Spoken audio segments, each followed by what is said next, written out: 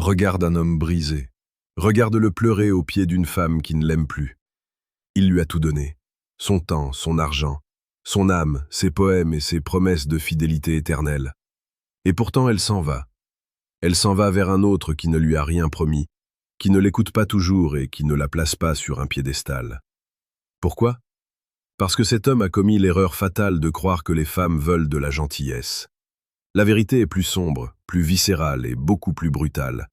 Comme le disait si sagement Sénèque, ce n'est pas parce que les choses sont difficiles que nous n'osons pas, c'est parce que nous n'osons pas qu'elles sont difficiles. Aujourd'hui, nous allons oser regarder la réalité en face. Nous allons explorer les profondeurs de l'âme humaine pour comprendre ce que les femmes recherchent réellement, au-delà des mots et des faux-semblants. Si tu veux comprendre la mécanique du cœur et ne plus jamais être celui qu'on ignore ou qu'on piétine, tu dois rester jusqu'à la dernière seconde de ce récit. Mais avant d'entrer dans le vif du sujet, si tu sens que tu as besoin d'une arme secrète pour maîtriser tes pulsions et ton énergie masculine, je t'invite à consulter le 3e lien en description pour découvrir le manuel sexuel du stoïcien impitoyable. C'est un guide conçu pour ceux qui veulent reprendre le contrôle total. Machiavel nous a appris que les hommes sont ingrats, changeants, simulateurs et dissimulateurs. Mais ce qu'il murmurait entre les lignes de ses traités de pouvoir, c'est que la nature humaine, qu'elle soit masculine ou féminine, ne répond pas à la morale, elle répond à la force. Une femme ne cherche pas un valet de chambre déguisé en mari, elle ne cherche pas un homme qui s'écrase pour lui plaire. Ce qu'une femme veut, au plus profond de sa biologie et de son instinct de survie, c'est un homme qui est capable de la dominer sans l'écraser. Un homme qui possède un empire intérieur si solide que rien ne peut le faire vaciller. Imagine une forêt dense, sombre, où le vent hurle. Dans cette forêt, la femme est une flamme. La flamme est belle, elle réchauffe, elle éclaire, mais elle est fragile. Si le vent souffle trop fort, elle s'éteint. Elle cherche donc un abri, une lanterne de pierre capable de la protéger des tempêtes du monde. La plupart des hommes aujourd'hui ne sont pas des lanternes de pierre, ils sont des morceaux de papier qui s'envolent au moindre courant d'air. Ils pensent qu'en étant fragiles, sensibles et vulnérables, ils attireront l'amour. C'est un mensonge. La vulnérabilité sans force n'est que de la faiblesse, et la faiblesse est l'ennemi juré du désir. Pense à ce collègue de bureau, toujours prêt à rendre service, toujours d'accord avec tout le monde, qui ne hausse jamais le ton.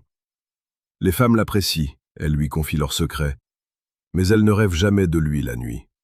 Pourquoi? Parce qu'il n'y a aucun danger en lui, il n'y a aucune mystique, il est prévisible comme une horloge cassée.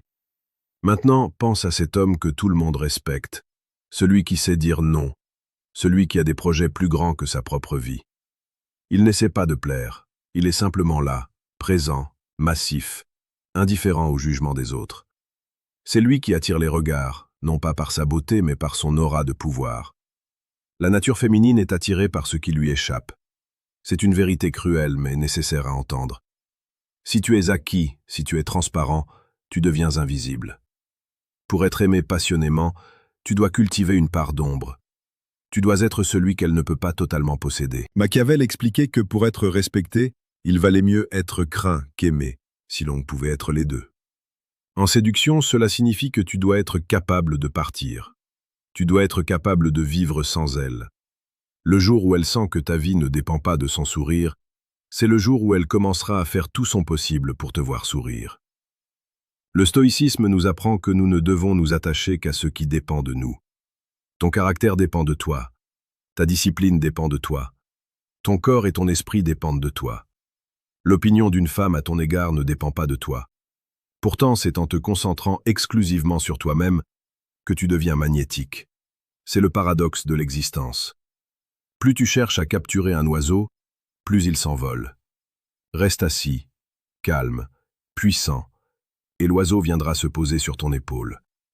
Il est temps de te demander si tu es l'acteur de ta vie ou un simple spectateur qui attend des miettes d'affection. Pour ceux qui veulent aller encore plus loin dans cette quête de puissance et de compréhension des dynamiques sociales, je vous suggère de regarder le 2e lien en description pour obtenir le manuel brutal du séducteur stoïque. C'est la suite logique pour transformer ton esprit en une forteresse imprenable. N'oublie pas que sur cette chaîne, Stoïcisme d'esprit, nous publions chaque jour des conseils essentiels sur la séduction et la psychologie masculine pour t'aider à devenir la meilleure version de toi-même. Abonne-toi maintenant pour ne rien manquer de ce savoir qui change les vies. Continuons notre plongée dans la réalité. La seule chose que les femmes veulent vraiment, c'est de se sentir vivantes. Et on ne se sent pas vivant dans l'eau tiède. On se sent vivant dans le contraste, dans l'émotion, dans le défi. Un homme qui dit oui à tout, qui s'excuse d'exister, qui demande la permission pour chaque geste, tue le vivant. Il éteint le feu. Une femme veut sentir que tu as une direction, un cap, une mission qui dépasse le simple fait de l'avoir rencontrée. Si elle est le centre de ton univers est minuscule et elle finira par s'y sentir à l'étroit. Elle veut être une passagère privilégiée dans un navire qui traverse l'océan, pas la seule raison pour laquelle le navire refuse de quitter le port. Prends l'exemple de la vie quotidienne. Quand tu proposes une sortie, ne demande pas où elle veut aller. Choisis. Prends tes responsabilités. Si elle n'aime pas, elle te le dira, et vous ajusterez. Mais l'acte de décider est en soi un acte de séduction. Cela montre que tu es capable de diriger. Machiavel disait que la fortune est une femme, et qu'il est nécessaire, si on veut la tenir soumise, de la battre et de la heurter. Ne prends pas cela au sens littéral, prends-le au sens symbolique de la volonté. Tu dois heurter le destin, tu dois bousculer la passivité. La psychologie nous montre que l'attraction est liée à la tension. Sans tension, il n'y a pas d'étincelle. La tension naît du respect, et le respect naît de la limite. Un homme sans limite est un homme sans valeur. Si tu acceptes qu'on te parle mal, si tu acceptes qu'on ne respecte pas ton temps, tu envoies le message que tu ne t'aimes pas. Et si tu ne t'aimes pas, pourquoi une femme prendrait-elle le risque de t'aimer? Le stoïcien sait qu'il est un temple. On n'entre pas dans un temple avec des chaussures sales.